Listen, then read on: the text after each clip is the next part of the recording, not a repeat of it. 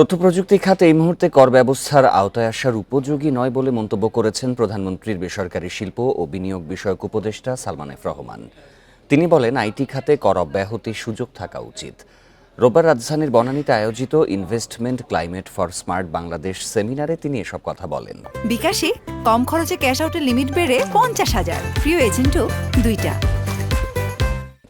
Salman F Rahman বলেন, যারা কর দিচ্ছে শুধু তাদেরই কর বাড়ানোর পরিকল্পনা করছে এনবিআর। নতুন করদাতা সৃষ্টিতে রাজস্ব বোর্ডের কোনো পরিকল্পনা নেই বলে মন্তব্য করেন তিনি।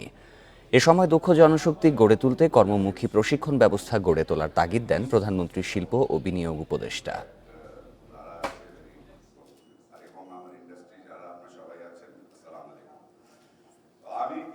আমি এগ্রি করি যে এক্সামশনসটা তুলে নেওয়া উচিত, কিন্তু আইসিটি ইন্ডাস্ট্রি আমরা যে লেভেলে এখন এসছি, এখনও আমরা সে লেভেলের ম্যাচিওরিটিটা পাই নাই যে এই যে বেনিফিটসগুলি দেওয়া হয়েছে সেটা উইথড্র করা উচিত না। কীভাবে আরও ফার্দার ইনসেন্টিভ আমরা এই ইন্ডাস্ট্রিকে দিতে পারি, মানে তুলে দেওয়ার তো not this thing we have to think of, because the challenges যেটা আমরা going to face in the future